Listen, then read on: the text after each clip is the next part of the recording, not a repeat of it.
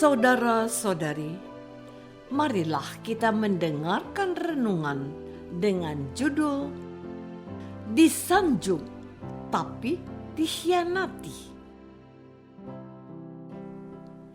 yang berdasarkan pada Injil Matius bab 21 ayat 10 dan 11. Dan ketika ia masuk ke Yerusalem, gemparlah seluruh kota itu, dan orang berkata, "Siapakah orang ini?"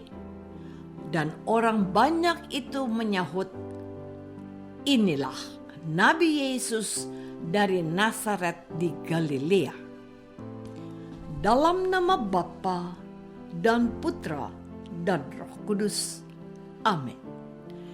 Saudara-saudari terkasih dalam nama Tuhan Yesus Kristus.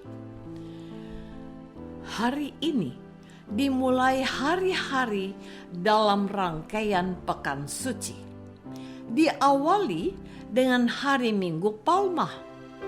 Dalam liturgi Gereja Katolik, hari Minggu ini memiliki ciri khas khusus yang tidak bisa ditemukan pada hari-hari lain. Pada hari ini ada dua bacaan. Yang pertama tentang Yesus memasuki kota Yerusalem. Yang kedua tentang kisah sengsara Tuhan Yesus. Yang pertama, Yesus disambut sebagai seorang raja yang memasuki kota Yerusalem. Dengan mengendarai keledai, Yesus memasuki kota Yerusalem. Dan orang banyak yang berjalan di depan Yesus dan mengikutinya dari belakang berseru. Katanya, "Hosana bagi anak Daud, diberkatilah dia yang datang dalam nama Tuhan. Hosana di tempat yang maha tinggi." Peristiwa itu biasanya didramatisir di awal perayaan Ekaristi pada hari ini. Bahkan di daerah NTT, imam mengendarai kuda dan dieluh-eluhkan dengan lambaian daun-daun palma. Di beberapa tempat di Indonesia, imam berarak dan menuju ke gereja dengan pujian Hosana anak Daud sambil melambaikan daun-daun palma yang telah diberkati sebelumnya. Saudara-saudari terkasih, akan tetapi dalam perayaan Ekaristi kita mendengar kisah sengsara Tuhan Yesus.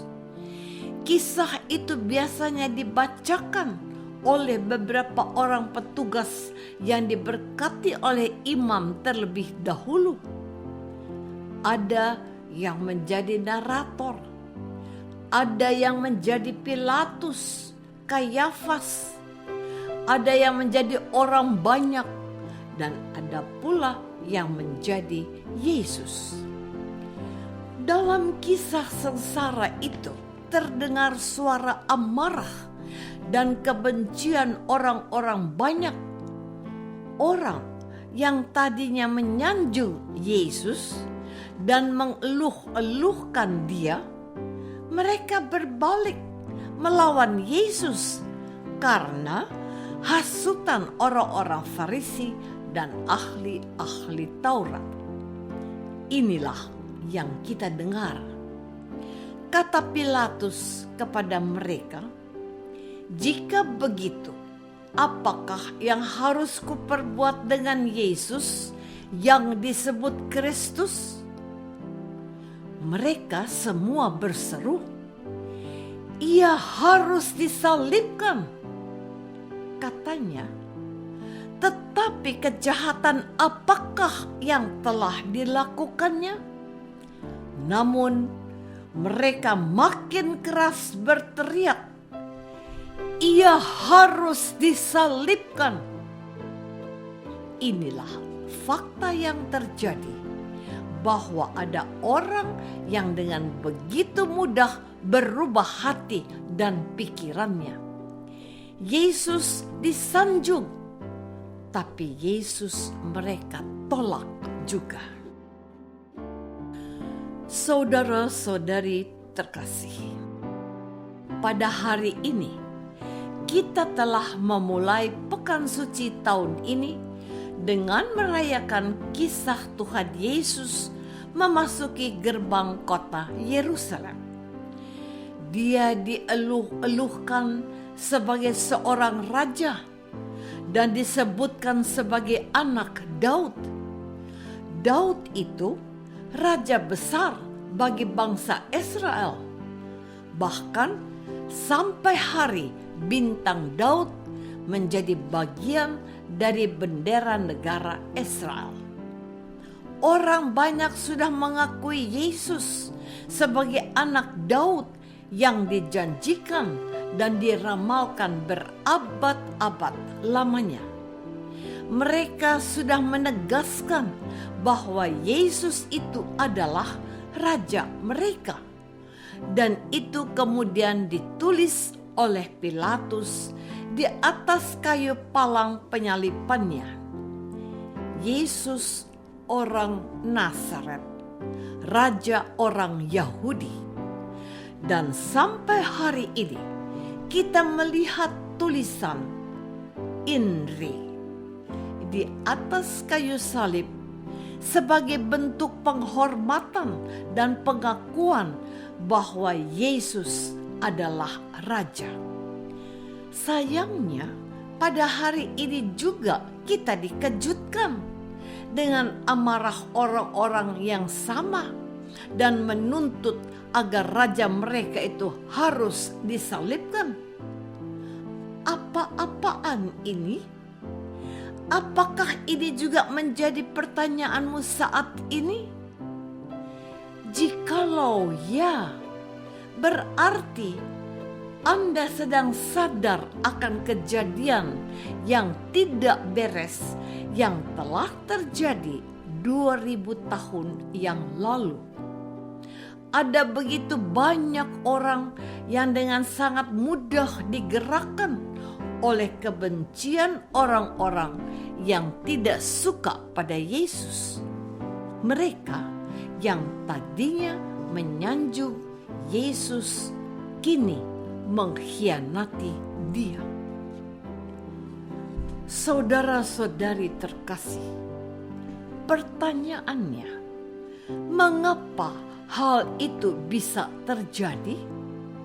Karena niat jahat dari orang-orang yang membenci Yesus, yang menyetir dan mengubah pendirian orang-orang baik yang tadinya sudah percaya pada Yesus dan mengaguminya. Namun sayangnya orang-orang itu dengan mudah bisa berubah pikiran. Apakah mereka tidak mempunyai pendirian yang kuat?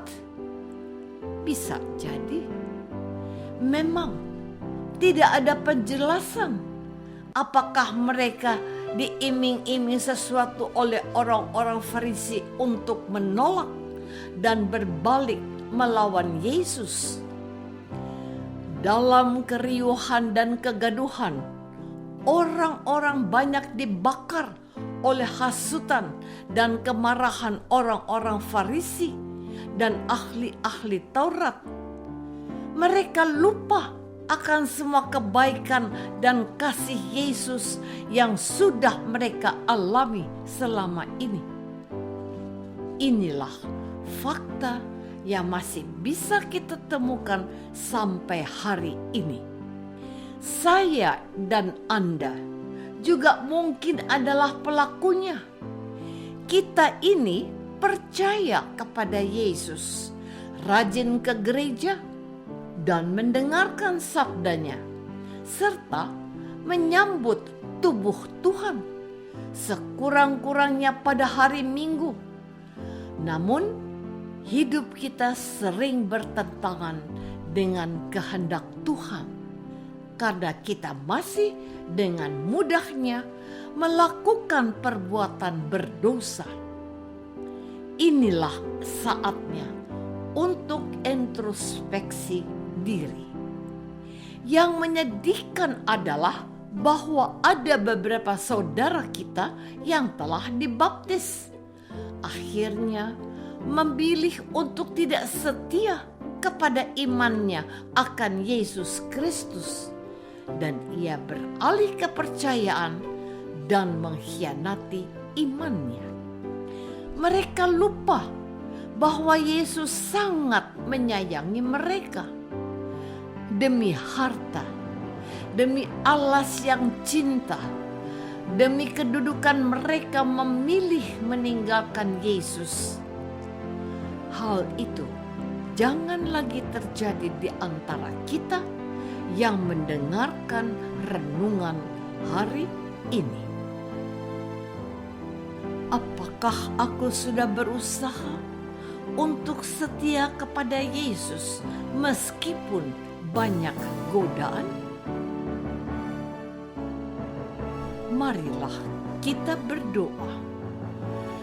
Bapa yang Maha Baik, pada hari ini kami diingatkan untuk setia kepada Yesus Kristus yang masuk ke kota Yerusalem sebagai Raja.